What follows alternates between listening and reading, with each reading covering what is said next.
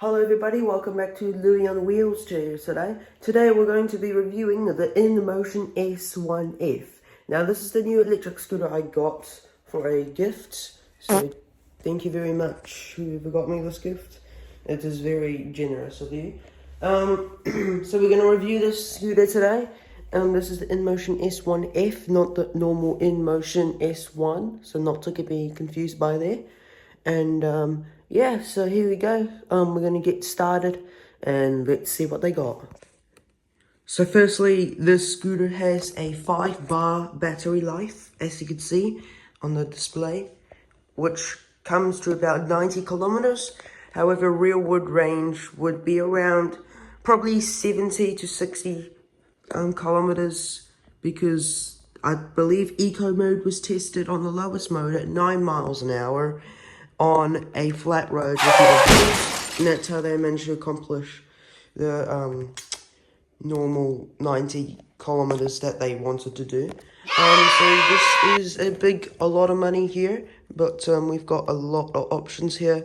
So there's the headlight right there, so you can see. I'll turn off the light so you can actually see it.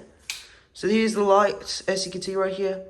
It is pretty huge right there. So we're going to turn off that headlight just by pressing that. And we can have eco mode. We can have standard mode, which is drive mode. And sport mode. So all these options. On the INMOTION S1F, starting on eco mode, we have 20 kilometers, which is about 12 miles, I think. And then we have sport mode, which is 25 miles an hour, which I believe is in 30 kilometers or 32 kilometers and 40 kilometers. Wait, hold on. I got my miles wrong. So anyway, so eco mode is 20 kilometers. Standard mode is 30. However, you put on speed clamp mode, which this thing has, it goes up to 25. Then sport mode, which does an insane 40 kilometers as well. Now looking at the suspension here, now we've got adjustable suspension on the front and rear suspension on the back.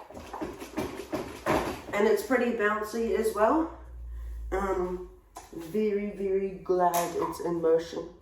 Like in motion, if you know what I mean. And this thing also has a zero start feature on the new scooters, but we haven't tested that out yet. So we're going to look at some modes and option. So we're going to look at that right now.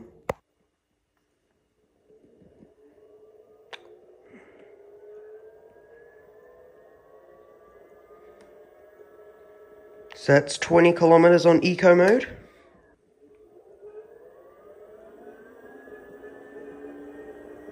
And that bumps it around to 32 kilometers of max speed. Push that down, hit the throttle, way more starting, and it has 40 kilometers right there on the display. This scooter also comes with a more improved bell. However, you probably can't read that at 40 kilometers, so that's why I got a bike horn I got off Temu for free. And that is also loud, and we got a knockoff version of quad lock as well. I also managed to fit in my storage bag I used to have on that one, but now we just have it on this one. And the scooter also came with a U-lock, as you can see. So I don't need to enter in any codes. The key is just right there, and it's in the storage bag, so whenever I go out somewhere, I always got to take it with me. Otherwise, they will take the scooter itself, which will be an expensive mistake if I do not do that. But that's about it. And as you can see, there's preload settings on here. So what I did, I just made it the bounciest as possible. This just also comes with 10-inch tubeless tires, as you can see. 10-inch tubeless tires, and the recommended pressure in here is 46 psi on the tire, as you can probably see. We're gonna get down real quick so we can actually see it. Where is it? There is it. 40 something. So around, if you can't see it, it says 44 psi actually, and that's about it. This motor also comes with a rear motor, which comes in about 1000 watts of peak power, which could also make it up 30 degree of hill, which is a lot actually, and I've tested it out before and it actually managed to not overheat this time, so I'm very glad for that. We are into INMOTION that designed the scooter as well. So the longest I've done on the scooter as well, I've done about 60 k's an hour, and we're going to be doing a little bit of a range test on it once I start riding, and we're going to need the relief app to see where I was going, and we're going to cut it short because I don't want to kind of leak my whole address, because if I do I'll be screwed. But I think I'll just show you the statistics as well. And something more about this scooter, it also comes with 2 charging points. Now, if you charge it on one, it is 7.6 hours. However, if you charge it on 2 of them at once, it will cut the thing down by 3.6 hours. So if you're pretty low on battery while you're riding, you can also charge it up with 2 chargers if you manage to find one in like a cafe. And then you can just plug it in directly from there. So that's pretty awesome to see, and it looks like they have improved the system so it doesn't fall out. It looks like they just made it the whole entire thing, and it seals pretty good as well. Alright, so we're going to give it a little bit of a crack on how big I weigh on it. So this is around me. As you can see, this is me on the scooter itself. I'm pretty short, but once I start getting used to it, it's all good after that. So it's all good, the INMOTION. It was pretty small for me to test ride it, and then now I just feel like I'm really used to it now. So it's got good stuff. And the scooter comes with drum brakes that are adjustable. If you've been down here and see the little nuts down there, you can just adjust that from there, and then you can adjust the brakes. Rear fender comes with just one flashing light. We'll see that in action real soon. And then we've got a long board as well, titled the INMOTION S1F, as you can see. And there's a suspension right there. I believe it's wishbone suspension. And cool feature about this scooter, so when you turn it on while riding, it slowly beeps at you. Now let's put up that kickstand real quick, and then we'll put it all the way down. So about that angle, it will give us a warning. It's the error 16, which I believe is it will give us a little bit of flashing light, and when we put it back in corner, as you see, we're back to normal. So by folding it down as well, we have let's try to do that we're even. So now if we pull this down, it should give us a warning, error 16 again. So it does let you know when the screen is still on. So that's amazing. And when it tilts up too much, it will also give us a warning. It has happened to me before, and I did kind of scratch the rear fender because it does wheelies without me knowing.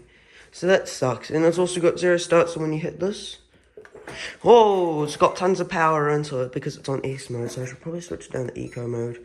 So eco mode is what I'll be using when I go on long haul rides, which will be shocking, but if I want the more decent range, it would be good. This also comes with a bag hook, so we'll see that in action with folding. Alright, so we're going to turn off the display here. Then we press down, we fold down. And then we can pull this down. And then there's a little latch in the middle of it, as you can see. And then we can pull that up by using a little space. And this thing is really heavy. This thing's extremely heavy because it's big battery in it. I think it's about 20 something grams, 20 kilograms of weight. That is really heavy for a scooter like this. To the point where you probably wouldn't pick it up and put it in your car. So it isn't really that portable, but if you want that long range, you want that, obviously. And also there's another option on this electric scooter. If you hold down the brake and then you double tap, let's just see that. Oh, I need to press it down more because it's got the drum brake. So as you can see, the red light has come on. That's the brake. So when we double tap this now, double tap it again. Now we're on to pedestrian mode, which flashes the lights, and it also flashes off. Now if we hit it, it will not go, but it is easier to push the scooter. And I can still hear the motor, because it's using pedestrian mode. So we can easily just push it up a hill if you can't make it up a steep hill, which is decent. And I think it's more easier to push as well, because it's still gold, where we just hit the garage on accident. Now we can disarm that, go back into eco mode, and that's how you engage it. Why is it still on? Okay. Because the motor was still on for some weird reason. So we're going to back it up, and we're going to do a comparison with that as well. So here's the comparison of both scooters. That handlebar is really small. The deck size is way more, and those are mechanical and those are drum brakes. The wheel size is more larger, which probably explains why it's so more bigger. And that's how big it is compared to that. It's a huge, decent size, and it is for first-time electric scooter people. You cannot enable zero start unless you hack this. And it's got a little bell as well. And I'm just keeping the lock on here since I've already got one on there. So we'll ring that. It's pretty loud, but probably not loud enough to hear people walking past.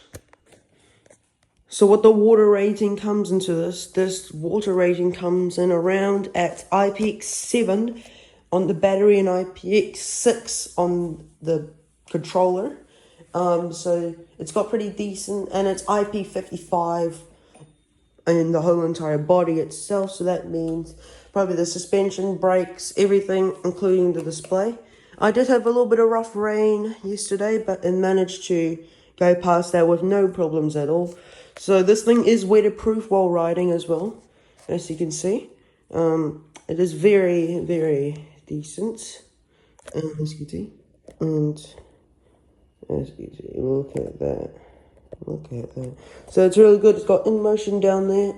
And if we look on the back side, as you can see, it has got two suspension, red coils, not white coils actually. It's got red coils. And it's a little bit of mess down there. And it's really easy to clean up as well. So that was really easy to clean up. Now it's just gone clean. And instead of the Xiaomi scooter though, it has